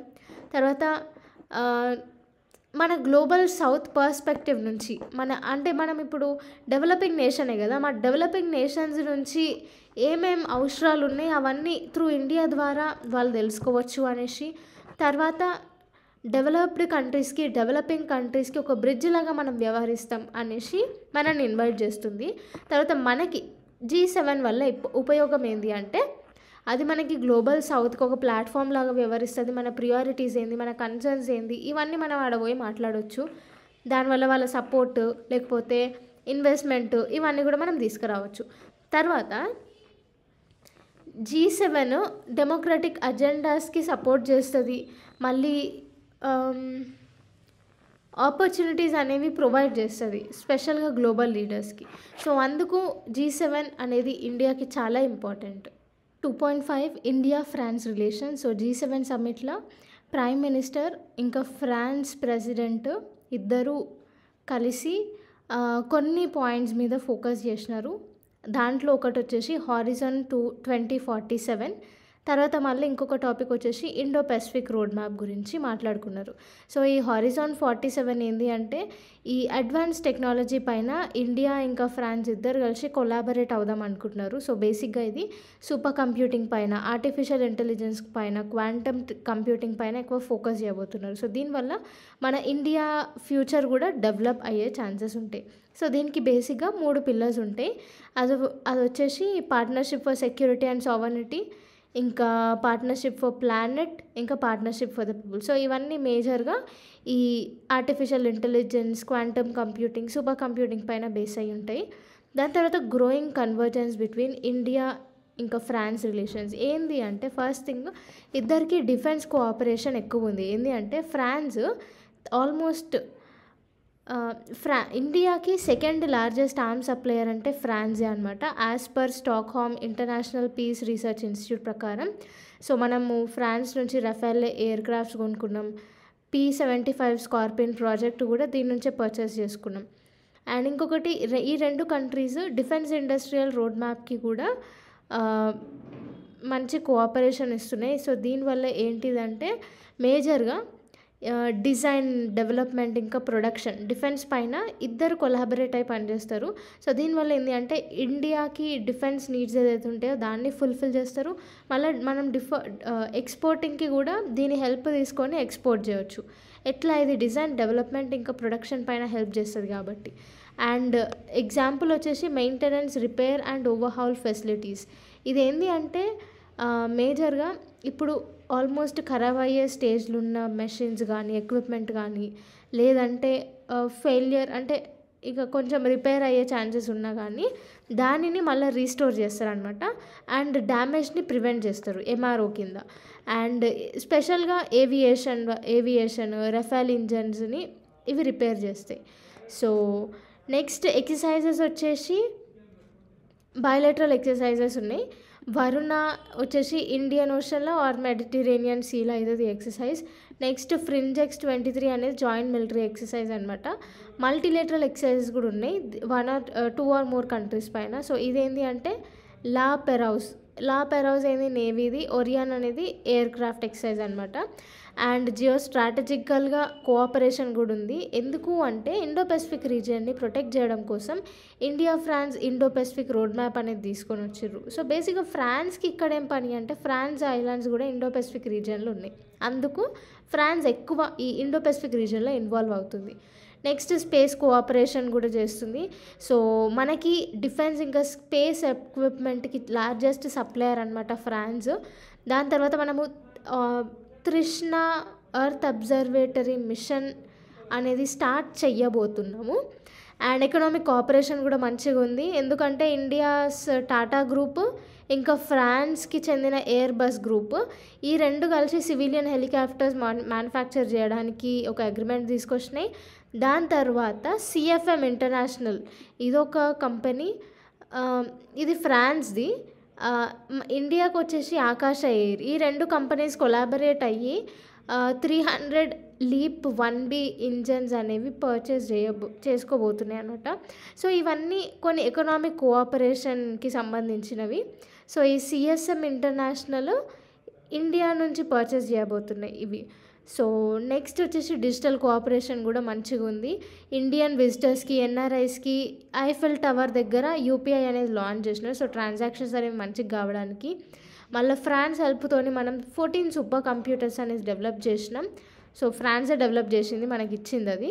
సో మనకి అతి ఫాస్టెస్ట్ అయిన సూపర్ కంప్యూటర్ పరం సిద్ధి, దీనికి కూడా ఇదే డెవలప్ చేసింది అనమాట. పరం సిద్ధిని కూడా ఫ్రాన్సే డెవలప్ చేసింది. దీని స్పీడ్ వచ్చేసి 4.6 petaflops per second. Okay, so ఇది ఫ్రాన్స్ డెవలప్ చేసింది. సో ఇదన్నమాట. మల్టీనేషనల్ కోఆపరేషన్ కూడా ఉంది మనకి. ఫ్రాన్స్ ఇండియా చేసిన అన్ని డెసిషన్స్, మ్యాక్సిమం డెసిషన్స్కి సపోర్ట్ తీసుకుంది. యుఎన్ఎస్సీలో పర్మనెంట్ సీట్ కోసం ఇండియా రిక్వెస్ట్ చేసింది, దానికి ఫ్రాన్స్ కూడా సపోర్ట్ చేసింది. అవును, ఇండియాని ఒక పర్మనెంట్ మెంబర్ లాగా మనం యాడ్ చేసుకోవాలి అనేసి. తర్వాత ఇండియా సైడ్ నుంచి కాశ్మీర్ ఇష్యూ కానీ, టెర్రరిజంకి సంబంధించిన ఇష్యూస్ పైన కూడా ఫ్రాన్స్ మనకి కంటిన్యూస్గా సపోర్ట్ అనేది ఇస్తుంది. యునైటెడ్ నేషన్స్లో ఇంకా ఫైనాన్షియల్ యాక్షన్ టాస్క్ ఫోర్స్లో మనకి సపోర్ట్ చేస్తూ మాట్లాడుతుంది. తర్వాత మిసైల్ టెక్నాలజీ కంట్రోల్ రిజైమ్ పైన ఇదేంటి అంటే డిఫెన్స్ ఎక్విప్మెంట్ ఎక్కువ ఎక్స్పోర్ట్ చేయొద్దు, దీనికి ఒక లిమిట్ ఉండాలి అనేసి ఇది తీసుకొని వచ్చిర్రు. దీనికి ఫ్రాన్స్ సపోర్ట్ చేసింది. మళ్ళీ వెసినార్ అగ్రిమెంట్ ఏంటి అంటే ఈ కన్వెన్షనల్ ఆర్మ్స్ టెక్నాలజీలో ట్రాన్స్పరెన్సీ, రెస్పాన్సిబిలిటీ అనేది మెయింటైన్ చేయాలి అనేసి వెసినార్ అగ్రిమెంట్. ఆస్ట్రేలియన్ గ్రూప్ ఏంటి అంటే గ్లోబల్ సెక్యూరిటీని స్ట్రెంగ్తెన్ చేయాలి అనేసి. ఈ మూడిట్లా ఇండియాని ఇన్వాల్వ్ చేయాలి అనేసి ఫ్రాన్స్ హెల్ప్ చేసింది. తర్వాత India France Indo Pacific road map గురించి కొన్ని కీ ఫీచర్స్ ఏంటి అంటే సాగర్ ఇనిషియేటివ్ ఉంది కదా. సాగర్ అంటే security and growth for all in the region. So SAGAR ఇంకా Indo Pacific strategy alliance. So ఈ రెండు కలిపి కాంప్రిహెన్సివ్ రీజనల్ కోఆపరేషన్ అంటే ఏం లేదు, ఇండో పెసిఫిక్ రీజియన్ని ప్రొటెక్ట్ చేయడం కోసం ఈ రెండు ఇనిషియేటివ్స్. తర్వాత ఐఎఫ్సి ఏంటి అంటే ఇన్ఫర్మేషన్ ఫ్యూజన్ సెంటర్ ఐఓఆర్ అంటే ఇండియన్ ఓషన్ రీజియన్. సో ఇది ఇండియా నుంచి. ఎమాసో అంటే European maritime awareness in the straight of Hormuz region. తర్వాత అట్లాంటా. సో ఇదేంటి అంటే పైరసీ మిలిటరీ ఆపరేషన్స్ ఉంటాయి కదా, సో దాన్ని కౌంటర్ చేయడం కోసము సెషలిస్ ఇలా తీసుకున్నది. సో ఇది కూడా మొత్తం ఇక ఇండో పెసిఫిక్ రీజియన్లో అనమాట. అండ్ ఇంకొకటి ఏంది మనకి ఇక్కడ లా రీయూనియన్ ఉంది కదా, ఇది ఇండియన్ ఓషన్లో ఫ్రాన్స్ ఐలాండ్, ఇది న్యూ క్యాలెడోనియా వచ్చేసి సౌత్ పెసిఫిక్లో ఐలాండ్, మళ్ళా ఫ్రెంచ్ పాలినేషియా కూడా సౌత్ పెసిఫిక్ రీజియన్లో ఒక ఐలాండ్. అందుకే ఫ్రాన్స్ అనేది ఈ ఇండో పెసిఫిక్ రీజియన్లో ఎక్కువ ఫోకస్ చేస్తుంది. సో దానికి కూడా సెక్యూరిటీ అనేది కావాలి కదా, అందుకే అన్నిట్లా ఇది ఇన్వాల్వ్ అవుతుంది ఇండో పెసిఫిక్ మినీలేటరల్ గ్రూప్స్లలో. ఓకే, సో మనకి ఇండియన్ ఓషన్ రిమ్ అసోసియేషన్ ఉంది, ఇదేంది రీజనల్ కోఆపరేషన్ కోసం.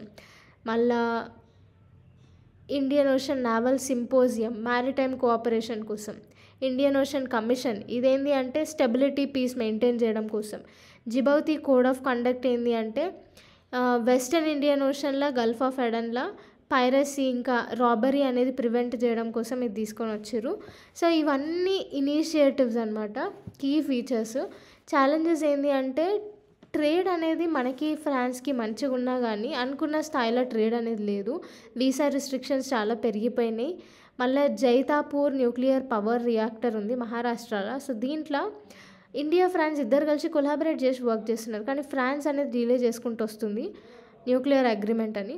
నెక్స్ట్ వచ్చేసి వే ఫార్వర్డ్ ఎఫెక్టివ్ కోఆర్డినేషన్ అనేది ఉండాలి, డిఫెన్స్ కోఆపరేషన్ ఎక్స్పాండ్ చేయాలి, ఇంకా టెక్నాలజీ కూడా ఎక్స్టెండ్ చేసుకోవాలి. మల్టీలేటరల్ ఫారమ్స్ లైక్ క్వాడ్లో మనం యాక్టివ్ పార్టిసిపేషన్ అనేది పెంచాలి. తర్వాత మన ఇండియా గురించి ఫ్రాన్స్ అంబాసిడర్ ఒకటి కోట్ చేస్తాడు, 19th century ఫ్రెంచ్ హిస్టోరియన్ చెప్తాడు. అది ఏంటిది అంటే ఈ జూల్స్ మిచెలెట్ చెప్తాడంట. It described India as matrix of the world, said that the India-France partnership is universal as it goes from the sea to the space and beyond అనేసి France ambassador దీన్ని quote చేస్తారనమాట, as return by historian Jules Michelet. 2.6 India Eurasia relations. So Europe ఇంకా Asia రెండు కలిస్తే Eurasia అవుతుంది. So maximum అన్ని countries ఇప్పుడు Eurasia పైన ఫోకస్ చేస్తున్నాయి కాబట్టి ఇండియా కూడా ఈ యురేషియా ఒక ఆపర్చునిటీ లాగా కనిపిస్తుంది. Okay, so factors highlighting the changing geo politics. So యురేషియాలో జియో పొలిటికల్ సిచ్యువేషన్ ఎందుకు ఇంత డ్రాస్టిక్గా చేంజ్ అయింది అంటే ఫస్ట్ థింగ్ దీంట్లో ఇప్పుడు ఆయిల్ రిజర్వ్స్ అనేవి ఎక్కువ ఉన్నాయి, యురేనియం, ఐరన్ ఓర్ ఇట్లాంటి నేచురల్ రిసోర్సెస్ కూడా ఎక్కువ ఉన్నాయి. సో అందుకు యురేషియా పైన ఎక్కువ ఫోకస్ చేస్తున్నది చైనా, రష్యా, ఇంకా సో వీళ్ళిద్దరు ఫోకస్ చేస్తారు కాబట్టి యుఎస్ఏ ఆల్రెడీ ఇక్కడికి వచ్చేస్తుంది. సో మనకి యురేషియా అనేది దగ్గర ఉంది, కాకపోతే ట్రాన్స్పోర్ట్ వైజ్గా కొంచెం కష్టం ఉంటుంది. సో దాన్ని సాల్వ్ చేసుకుంటూ యురేషియాతో కనెక్ట్ అయితే మనకి మంచి ఆపర్చునిటీస్ అనేవి ఉంటాయి. ఓకే, సో ఇప్పుడు టాపిక్లోకి వెళ్ళిపోదాం. So factors highlighting the changing geo politics of Eurasian region ఏంటి అంటే బెల్ట్ అండ్ రోడ్ ఇనిషియేటివ్ అనేది యురేషియాలో ఉంది. సో దీనివల్ల చైనీస్ ఇన్ఫ్లుయెన్స్ అనేది పెరిగిపోతుంది ఈ రీజియన్లో. అండ్ ఇది జియో స్ట్రాటజిక్ అలయన్స్, చాలా యురేషియా కోసం జియో స్ట్రాటజిక్ అలయన్సెస్ చాలా ఉన్నాయి. అందులో ఏంటిది అంటే చైనా, రష్యా ఇద్దరు కలిసి నో లిమిట్ పార్ట్నర్షిప్ అనేది తీసుకొని వచ్చిర్రు. దాని తర్వాత రష్యా, ఇరాన్, చైనా యాక్సిస్ అనేది ఒకటి, China, Iran, Russia, Turkey, Pakistan strategic pentagonal.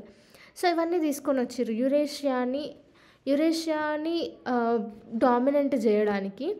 So మనకి ఆపర్చునిటీస్ ఏంటివి అంటే ఫస్ట్ థింగ్ మనము రష్యాతో ఎక్కువ రిలేషన్స్ అనేవి స్ట్రెంథెన్ చేసుకోవాలి, యుఎస్తోని కూడా కోఆపరేషన్ అనేది బిల్డ్ చేసుకోవాలి. సో దట్ మన నేషనల్ పవర్ ఇంకా మిలిటరీ క్యాపబిలిటీస్ అనేవి పెరుగుతాయి యుఎస్తోని కోఆపరేట్ చేస్తే. దాని తర్వాత ఎనర్జీ సెక్యూరిటీ, ఎందుకు అంటే యురేషియాలో oil reserves, natural gas reserves, uranium, iron ore చాలా ఎక్కువ ఉంటాయి. సో ఇది ఒక నెక్స్ట్ ఫ్యూచర్ లాగా కంట్రీస్కి కనిపిస్తుంది. సో అందుకు దీంతో మంచి రిలేషన్స్ మెయింటైన్ చేయడం కోసం అన్నీ ఇట్లా పార్ట్నర్షిప్స్ అట్లాగా తీసుకొని వస్తుంది అనమాట. సో ఇక్కడ దీనివల్ల ట్రేడ్ ఇంక్రీజ్ అవుతుంది. సో అందుకు మనము international north south transport corridor అనేది తీసుకొని వచ్చినాం. సో ఇది మార్కెట్ని ఎక్స్పాండ్ చేయడానికి కూడా పనికొస్తుంది. కల్చరల్ డిప్లొమసీ, సో మేజర్గా బుద్ధిజం అనేది ఎక్కువ యూజ్ ఎక్కువ ఉంటుంది ఇక్కడ. సో బుద్ధిజం, యోగా ఇవన్నీ సాఫ్ట్ పవర్ లాగా కూడా పనికొస్తాయి. ఛాలెంజెస్ ఏంటి అంటే ఫస్ట్ థింగ్ మనకి జాగ్రఫికల్గా అంత కనెక్టివిటీ లేదు, రోడ్స్ ఇట్లాంటి ప్రాపర్ ఇన్ఫ్రాస్ట్రక్చర్ కూడా లేదు.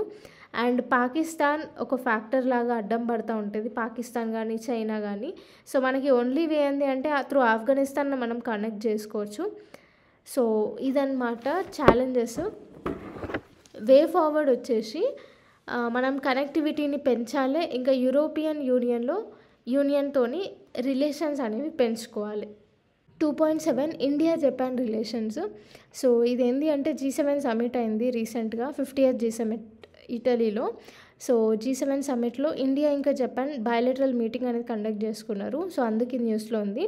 సో జపాన్ ఇంకా ఇండియా బయోలెటరల్ రిలేషన్స్ వల్ల రెండు కంట్రీస్కి ఏం ఇంపార్టెన్స్ ఉంది అంటే ఫస్ట్ థింగ్ ఈ రెండు కంట్రీస్కి చైనా అనేది కామన్ శత్రువు. తర్వాత స్ట్రాటజిక్గా ఇద్దరికి మంచి కనెక్షన్స్ అనేవి ఉన్నాయి. డిఫెన్స్ రిలేషన్స్ కూడా మంచిగా ఉన్నాయి. ధర్మ గార్డియన్ అని, షిన్యూ మైత్రి అని, జిమెక్స్ అనే ఎక్సర్సైజెస్ ఇవి కండక్ట్ చేసుకుంటాయి. ఇద్దరు ట్రేడ్ పార్ట్నర్స్ అనమాట. సక్సెస్ఫుల్గా వాళ్ళ ఎకనామిక్ కోఆపరేషన్ని కొనసాగిస్తున్నారు. ఎకనామిక్ కోఆపరేషన్, ఎనర్జీ కోఆపరేషన్ కోసం India Japan clean energy partnership అనేది 2022లో అనౌన్స్ చేసిర్రు. మళ్ళీ India Japan agreement for cooperation in the peaceful uses of nuclear energy 2017లో ఈ రెండు ప్రోగ్రామ్స్ అనేవి ఎనర్జీ కోఆపరేషన్కి సంబంధించినవి. సో నెక్స్ట్ వచ్చేసి సైన్స్ అండ్ టెక్నాలజీలో కూడా లూపెక్స్ అనే మిషన్కి ఇద్దరు కొలాబరేటర్ అయి పనిచేస్తున్నారు. లూపెక్స్ ఏంటి అంటే joint lunar polar exploration machine.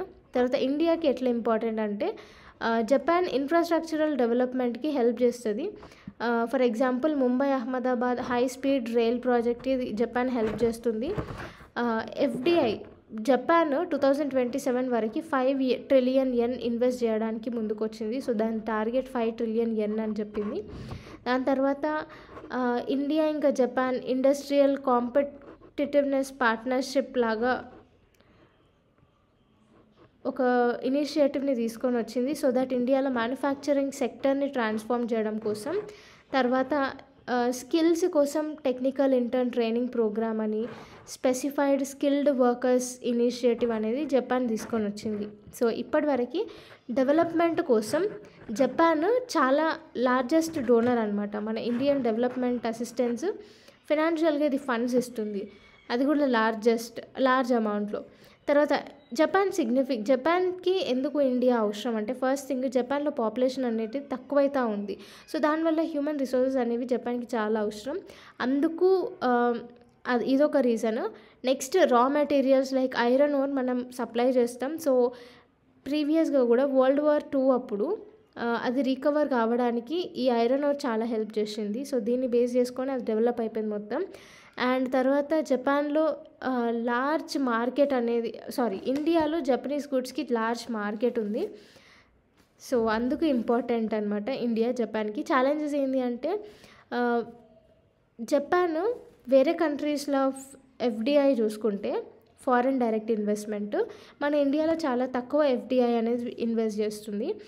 And Russia Ukraine war అప్పుడు జపాన్ రష్యాని శాంక్షన్ చేసింది, కానీ మనము రిఫ్యూజ్ చేసినాం, శాంక్షన్ చేయాలి రష్యాకి. సో అన్లైక్ మైండ్ ఉండే. తర్వాత US అలయన్స్లో జపాన్ పార్ట్, కానీ మనం లేము. మనం నాన్ అలైన్మెంట్ పాలసీ అనేది తీసుకొని వచ్చినాము. 2019లో G20 సమిట్లో జపాన్ ఒసాకా ట్రాక్ అనేది తీసుకొని వచ్చింది. ఇదేంటి అంటే డాటా లోకలైజేషన్ ప్రాహిబిషన్ని రిమూవ్ చేయడం కోసం ఇది తీసుకొని వచ్చిర్రు. మళ్ళీ క్రాస్ బార్డర్ డాటా ఫ్లోస్ కోసం స్టాండర్డైజేషన్ రూల్స్ అనేవి ఒసాకా ట్రాక్లో తీసుకొని వచ్చిర్రు. సో ఇండియా దీంట్లో పార్ట్ కాదు, కానీ జపాన్ ఇంట్లో పార్ట్. సో ఇదొకటి. మళ్ళీ ప్రాజెక్ట్స్లో లైక్ బుల్లెట్ ట్రైన్ ప్రాజెక్ట్లో జపాన్ డీలేడ్ వర్క్ లాగా చూపిస్తుంది అనమాట, డీలే చేసుకుంటూ వస్తుంది ఇట్లాంటి ప్రాజెక్ట్స్ పైన. అండ్ నెక్స్ట్ స్టెప్స్ వచ్చేసి ఎట్లా స్టెప్స్ తీసుకోవాలి అంటే ట్రేడ్ ఇంకా ఇన్వెస్ట్మెంట్ యాక్సిలరేట్ చేసేటట్టు ఉండాలి. మళ్ళీ ఎక్కువ సెక్యూరిటీ షేరింగ్ పైన ఎక్కువ ఫోకస్ చేయాలి. Modern biology, biotechnology, health care, agriculture, nano సైన్స్లో మోడర్న్ టెక్నాలజీతోని కొలాబరేట్ కావాలి. సో జపాన్ టెక్నాలజీ ఇక్కడ యూజ్ అయ్యేటట్టు జపాన్ ఎక్స్చేంజ్ అనేది, నాలెడ్జ్ ఎక్స్చేంజ్ అనేది చేసుకోవాలి. సో ఇవన్నమాట. 2.8 nuclear weapon Arsenal. So Arsenal అంటే వెపన్ కలెక్షన్ లేదా మిలిటరీ ఎక్విప్మెంట్ కలెక్షన్ అనమాట. సో ఇది న్యూస్లో ఎందుకు ఉందంటే స్టాక్హామ్ ఇంటర్నేషనల్ పీస్ రీసెర్చ్ ఇన్స్టిట్యూట్ అనేది ఒక రిపోర్ట్ రిలీజ్ చేసింది. ఆ రిపోర్ట్ ప్రకారం ఏంటి అంటే న్యూక్లియర్ వెపన్ డెవలప్మెంట్ అనేది ఈ మధ్యకాలంలో ఎక్కువైపోతుంది అనేసి రిపోర్ట్ వచ్చింది. సో దీనివల్ల ఇదొక కన్సర్న్ లాగా మారిపోయింది అనమాట. సో యాక్చువల్గా రష్యా ఇంకా యుఎస్ దగ్గర ఆల్మోస్ట్ 90% ఆఫ్ న్యూక్లియర్ వెపన్స్ అనేవి ఈ రెండు కంట్రీస్లోనే ఉన్నాయి. సో ఇండియాలో ఆర్సెనల్ వచ్చేసి, ఆర్సెనల్ అంటే ఏంది, వెపన్ కలెక్షన్ లేదా military equipment collection. So India Arsenal వచ్చేసి 164 2023లో. సో 164 ఉండే 2023లో 172 వరకు వచ్చేసింది. సో న్యూక్లియర్ వెపన్స్ అనేవి ఇంక్రీజ్ అవుతున్నాయి. స్పెషల్గా యుఎస్ ఇంకా రష్యాలో న్యూక్లియర్ ఫోర్సెస్ అనేవి ఎక్కువ అయిపోయినాయి. ఈ రెండే కంట్రీస్లో ట్రాన్స్పరెన్సీ కూడా అంత ఎక్కువ లేదు. సో ఇది ఒక కన్సర్న్. తర్వాత war heads, total number of war heads అనేవి తక్కువ ఉన్నా కానీ, వార్ హెడ్స్ అంటే ఏంది, ఒక వెపన్స్ అనమాట. సో న్యూక్లియర్ వెపన్స్ అనేవి తక్కువ ఉన్నా కానీ ఆపరేషనల్ వార్ హెడ్స్ అనేవి పెరిగిపోతున్నాయి. సో ఇన్ ప్రాసెస్, ల్యాబ్లో ఎక్స్పెరిమెంట్ పర్పస్గా ఇన్ ప్రాసెస్ ఉన్న వెపన్స్ మాత్రం ఇంక్రీజ్ అవుతూ ఉన్నాయి ప్రతి సంవత్సరం. సో ఇది హ్యూజ్ టెన్షన్స్ క్రియేట్ చేస్తున్నాయి. సో కొన్ని ట్రీటీస్ ఉన్నాయి న్యూక్లియర్కి సంబంధించినవి. ఏంటి అంటే first thing comprehensive nuclear test ban treaty. ఇదేంటి అంటే ఎర్త్ పైన ఏ న్యూక్లియర్ టెస్ట్లు చేయొద్దు అనేసి మొత్తం అన్ని న్యూక్లియర్ ఎక్స్ప్లోజన్ టెస్ట్లు బ్యాన్ చేసింది ఈ ట్రీటీ. దీంట్లో మన ఇండియా పార్ట్ కాదు. నెక్స్ట్ వచ్చేసి non proliferation of nuclear weapons limits. So ఇదేంటి అంటే న్యూక్లియర్ వెపన్స్ యూజ్ చేయొద్దు, న్యూక్లియర్ వెపన్స్ స్ప్రెడ్ చేయొద్దు అనేసి ఈ ట్రీటీ, ఎన్పిటి ట్రీటీ అనమాట. సో ఇండియా కూడా దీంట్లో పార్ట్ కాదు. నెక్స్ట్ వచ్చేసి international convention for suppression of acts of nuclear terrorism 2005. ఇందులో India part. Nuclear security summits కూడా అవుతూ ఉంటాయి. ఇండియా దీంట్లో యాక్టివ్గా పార్టిసిపేట్ చేస్తుంది. కాన్ఫరెన్స్ ఆన్ డిజార్మమెంట్ సిడి, ఇదేంటి అంటే 1979లో ఎస్టాబ్లిష్ అయింది. ఇండియా కూడా దీంట్లో పార్టిసిపేట్ చేస్తుంది. తర్వాత international campaign to abolish nuclear weapons. So ఇదేంటి, దీనికి నోబెల్ ప్రైజ్ వచ్చింది 2017లో. సో ఇండియా దీంట్లో సిగ్నేటరీ కాదు. ఇది ఏంటంటే న్యూక్లియర్ వెపన్స్ని అబాలిష్ చేయాలి అనేసి ఈ క్యాంపెయిన్ అనేది లాంచ్ చేసారు వీళ్ళు. సో నెక్స్ట్ ఫ్యాక్టర్స్ ఫర్ అసలు న్యూక్లియర్ ఆర్సెనల్స్ ఎందుకు ఇంక్రీజ్ అవుతున్నాయి ఈ మధ్య అంటే సెక్యూరిటీ కన్సర్న్స్ ఎక్కువైపోయినాయి. అండ్ ఇంకొకటి పవర్ని బ్యాలెన్స్ చేయడం కోసం న్యూక్లియర్ వెపన్స్ ఉన్నాయి అంటే ఒక సైన్ ఆఫ్ పవర్ లాగా ఇప్పుడు చూస్తున్నారు. డొమెస్టిక్ పాలిటిక్స్ నుంచి సేఫ్ అండ్ సెక్యూర్గా ఉండడానికే న్యూక్లియర్ వెపన్స్ పైన ఎక్కువ ఫోకస్ చేస్తారు. ఇంకొకటి ప్రెస్టేజ్ ఇష్యూ లాగా అయిపోయింది అది. నెక్స్ట్ థ్రెట్స్ వచ్చేసి న్యూక్లియర్ డిజాస్టర్ రిస్క్ అనేవి చాలా ఎక్కువ ఉంటాయి. ఫర్ సపోజ్ యుక్రెయిన్లో మనకి జపోరిజ్జలా న్యూక్లియర్ పవర్ ప్లాంట్ అనేది ఉంది. సో రష్యా ఏం చేసిందంటే సూసైడ్ డ్రోన్స్ని అక్కడ పంపింది. సో 2024లో ఇట్లా అయిందనమాట. సో ఇది ప్రాబ్లం. సో న్యూక్లియర్ డిజాస్టర్స్ అయ్యే ఛాన్సెస్ ఉంటాయి. తర్వాత సైబర్ న్యూక్లియర్ సెక్యూరిటీ థ్రెట్స్ కూడా పెరిగిపోతాయి. స్పేస్ న్యూక్లియర్ వెపన్స్ అనేవి ఏం చేస్తాయంటే శాటిలైట్స్ని డ్యామేజ్ చేస్తాయి, మళ్ళీ స్పేస్ని కూడా మొత్తం పొల్యూట్ చేసి పడేస్తాయి. సో ఇది మేజర్ థ్రెట్. ఇండియాకి థ్రెట్స్ ఏంటి అంటే చైనా న్యూక్లియర్ ఆర్సెనల్స్ అనేవి చాలా మోడర్నైజ్డ్గా ఉంటాయి అండ్ దాంతో మనకి మేజర్ థ్రెట్. తర్వాత పాకిస్తాన్లో మనకి పాకిస్తాన్కి టాక్టికల్ న్యూక్లియర్ వెపన్స్ అనేవి ఉంటాయి. సో ఇవి చాలా లో రేంజ్ ఉంటాయి, డిస్ట్రక్షన్ కూడా చాలా తక్కువ ఉంటుంది. సో ఇట్లాంటి వెపన్స్ పాకిస్తాన్ దగ్గర ఉన్నాయి. అండ్ ఇంకొకటి ఏంటంటే Pakistan no first use policy అనేది ఇండియా లాగా అది డిక్లేర్ చేయలేదు. సో ఇది కూడా మనకు ఒక థ్రెట్ లాగా అనిపిస్తుంది. అండ్ నేషనల్ న్యూక్లియర్ టెర్రరిజం కూడా ఒక కాన్స్టెంట్ థ్రెట్ మన ఇండియాకి. సో ఇట్లాంటి థ్రెట్స్ వల్ల మనం ఎక్కువ న్యూక్లియర్ ఇవన్నీ ప్రొక్యూర్ చేసుకుంటున్నాం అనమాట. 2.9.1 India Italy strategic partnership. So G7 మీటింగ్లోనే ఇండియా ఇంకా ఇటలీ ఇద్దరు మీట్ అయినారనమాట. కొన్ని పాయింట్స్ గురించి డిస్కస్ చేసుకున్నారు. సో కీ ఆస్పెక్ట్స్ వచ్చేసి సో మనకి ఇంకా ఇటలీకి మంచి రిలేషన్స్ 1947 నుంచే స్టార్ట్ అయినాయి అనమాట. సో ఎకనామీ పరంగా మన ఇండియాకి యూరోపియన్ యూనియన్ మొత్తంలోనే ఇది largest trading partner Italy. And fourth largest trading partner అనమాట. జర్మనీ, బెల్జియం, నెదర్లాండ్స్ తర్వాత ఇటలీయే. సో మన Indians safe and secure migration కోసం migration and mobility partnership agreement అనేది 2023 సైన్ చేసిర్రు. టెక్నాలజీ పరంగా కూడా ఇది చాలా కోఆపరేట్ చేస్తుంది. సో రీసెర్చ్ అండ్ డెవలప్మెంట్ కోసము ఎగ్జిక్యూటివ్ ప్రోగ్రామ్ ఆఫ్ కోఆపరేషన్ 2025 ఇంకా 27 ఒకటి లాంచ్ చేసినారు. తర్వాత ఇండో పెసిఫిక్ ఇనిషియేటివ్ కోసము ఒక జాయింట్ ఇనిషియేటివ్ లాంచ్ చేసినారు 2023లో. మళ్ళా పాసెక్స్ ఎక్సర్సైజ్ అని మిలన్ నావల్ ఎక్సర్సైజ్ కూడా మనం కండక్ట్ చేసుకుంటాం. అండ్ ఇండియా ఇంకా ఇటలీ ఇద్దరు ఇంటర్నేషనల్ సోలార్ అలయన్స్లా, కోalition ఫర్ డిజాస్టర్ రిసిలెంట్ ఇన్ఫ్రాస్ట్రక్చర్లా, ఇంకా గ్లోబల్ బయోఫ్యూయల్ అలయన్స్, ఇంకా IMEC India Middle East Europe economic corridor. So ఇవన్నిట్లో మనము ఇంకా జపాన్ ఇద్దరు జాయింట్గా ఉన్నారు. నెక్స్ట్ వచ్చేసి INDUS X initiative marks 1 year anniversary. So INDUS అంటే India US defence acceleration ecosystem. So June 2023 ఇది లాంచ్ చేసినారు. ఇది బేసిక్గా కమర్షియల్, డిఫెన్స్ ఇంకా స్ట్రాటజిక్ పరంగా కొలాబరేట్ అవుదాము అనేసి ఇది లాంచ్ చేసినారు. సో ఆల్మోస్ట్ 1 year అయిపోయిందనమాట. 2.9.3 Indo Pacific economic framework for prosperity. So ఇది ఏంటి అంటే ఐపీఈసీ అనేది 2022 ఎస్టాబ్లిష్ అయింది. So 14 countries in partner members అనమాట. దాంట్లో ఇండియా, యుఎస్ఏ, ఆస్ట్రేలియా, మిగతా కంట్రీస్ కూడా ఉన్నాయి. సో దీని మెయిన్ ఆబ్జెక్టివ్ ఏంటి అంటే ఇండో పెసిఫిక్ రీజియన్లో ఎకనామిక్ గ్రోత్, పీస్ ఇంకా ప్రాస్పెరిటీ మెయింటైన్ చేయడం కోసం ఐపీఈసీ అనేది తీసుకొని వచ్చిర్రు. సో ఇదన్నమాట. సో కొన్ని అవుట్కమ్స్ ఉన్నాయి ఈ మీటింగ్లో. ఏంది అంటే first thing clean economy agreement అనేది తీసుకొని వచ్చిర్రు, fair economy agreement, cooperative work programme. So అందరు కలిసి క్లైమేట్ చేంజ్ని ప్రొటెక్ట్ చేయడం కోసం తీసుకొని వచ్చిర్రు. తర్వాత క్యాపిటలిస్ట్ ఫండ్ లాగా, క్యాటలిటిక్ క్యాపిటల్ ఫండ్ లాగా. సో ఇవన్నీ కొన్ని మొత్తం ఇక ఎకనామిక్ సపోర్ట్ చేస్తూ, క్లైమేట్కి సపోర్ట్ చేస్తూ, మళ్ళీ పీస్ అండ్ ప్రాస్పెరిటీకి సపోర్ట్ చేస్తూ అవుట్కమ్స్ అనేవి తీసుకొని వచ్చారు. నెక్స్ట్ వచ్చేసి కొలంబో ప్రాసెస్ ఏంటి అంటే ఫస్ట్ మీటింగ్ అనేది అయ్యింది. సో దీనికి చైర్ లాగా ఇండియా కూర్చుంది. సో దీంట్లో 12 కంట్రీస్ ఉన్నాయి, ఇండియా ఒక ఫౌండింగ్ మెంబర్. ఇదేంటి అంటే ఓవర్సీస్ ఎంప్లాయ్మెంట్, ఇంకా మేనేజ్మెంట్, కాంట్రాక్చువల్ లేబరర్స్ గురించి మొత్తం ఇది చూసుకుంటుంది అనమాట.